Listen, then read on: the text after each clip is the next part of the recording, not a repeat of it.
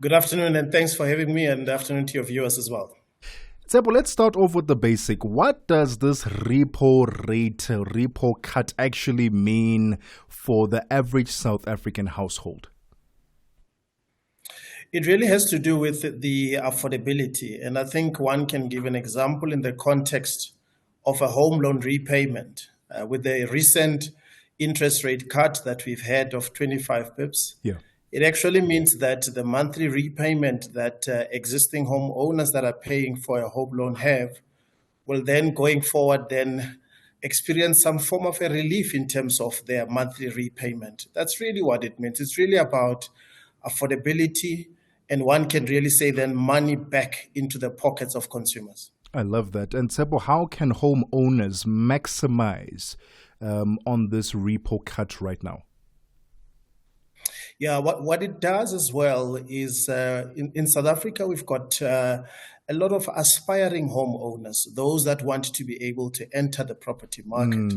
And what this does actually gives them that opportunity to also be able to unlock affordability, which gives them a foot into the property market.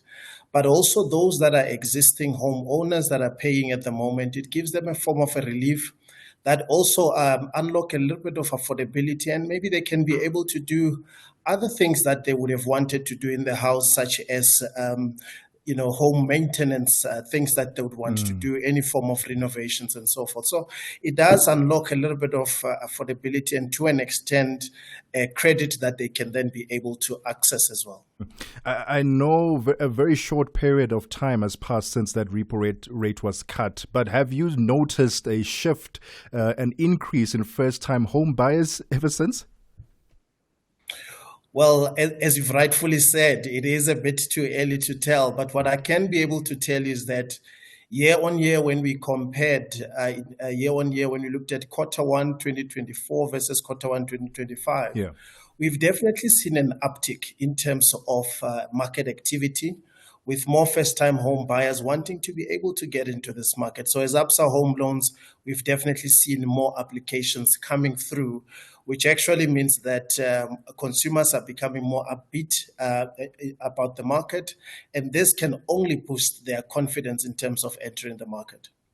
It is 19 minutes after 2 p.m. Central African time. It's getting slightly more affordable to be able to afford a home thanks to these repo cuts. But we'll continue the conversation with Tshepo Mashashane, Head of Strategy and Partnerships at Absa Home Loans, and also unpack this new trend where more people want to start living off grid. Are you one of them? Send us your WhatsApp and let us know some of your concerns, some of your excitements when it comes to this particular trend. +276 406 9126. This conversation continues right after this.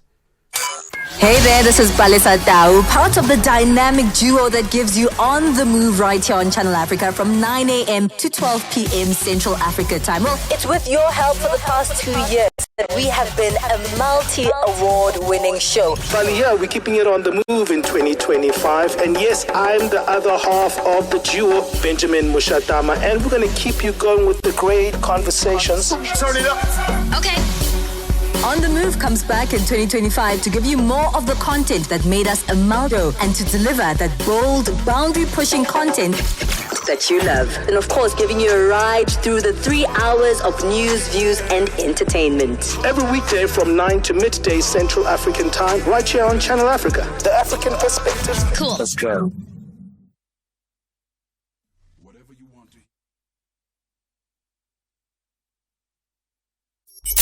We take no sides, none whatsoever. We are the upside. Well, let's continue our conversation with Tshepo Mashashane, Head of Strategy and Partnerships at Absa Home Loans. There's been a shift in home ownership trends. And one of them, Tshepo, is that the latest Absa index has revealed that people want to live off-grid. What's driving this particular trend? Well, really two reasons, two main drivers that we have seen. Respondent really spoke about two things. One, self-efficiency that they wanted to be able to experience as a first. But the second one is that South Africans are becoming more and more environmentally conscious. I mean, they're becoming more and more conscious about issues of sustainability.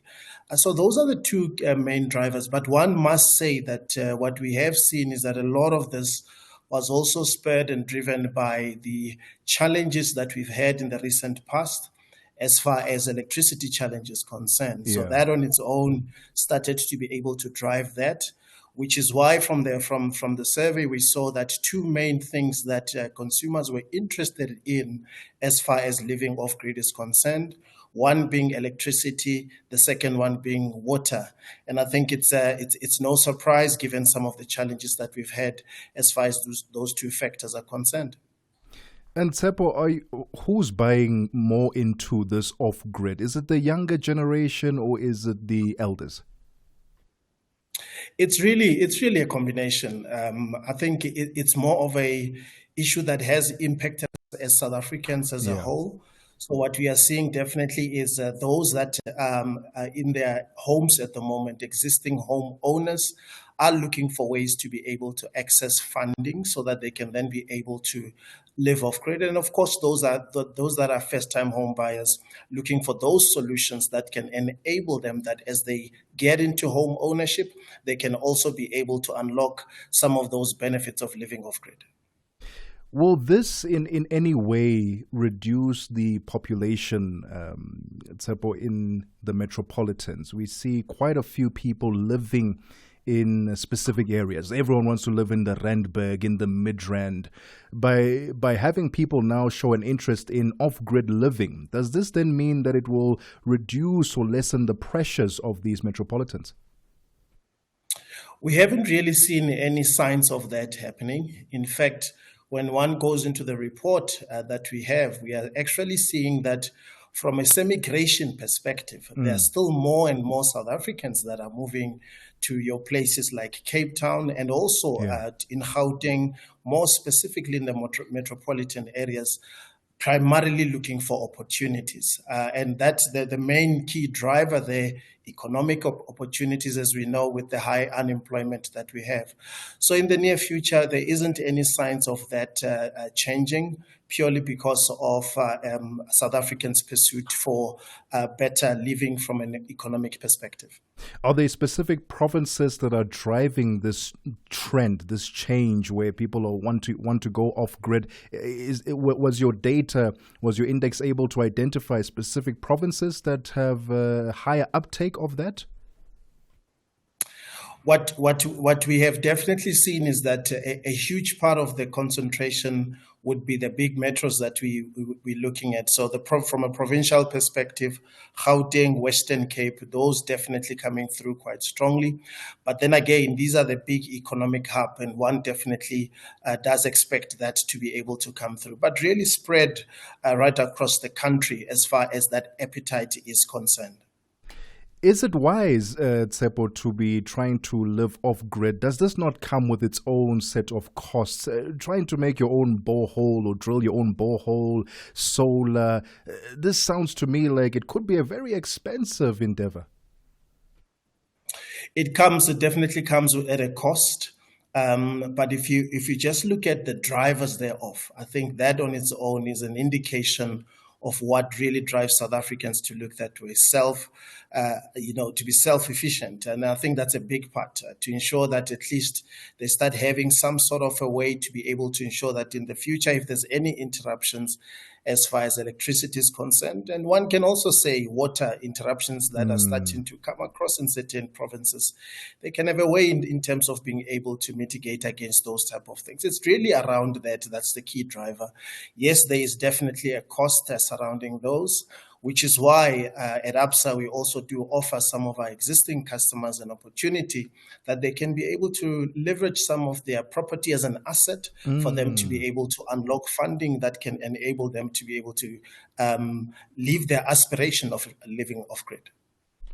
Let's get your top tips for buying your first home. And it does not necessarily have to be one that you're considering off-grid, but you're a first-time home buyer. And we hear a lot of people making mistakes and then going on to regret their decision.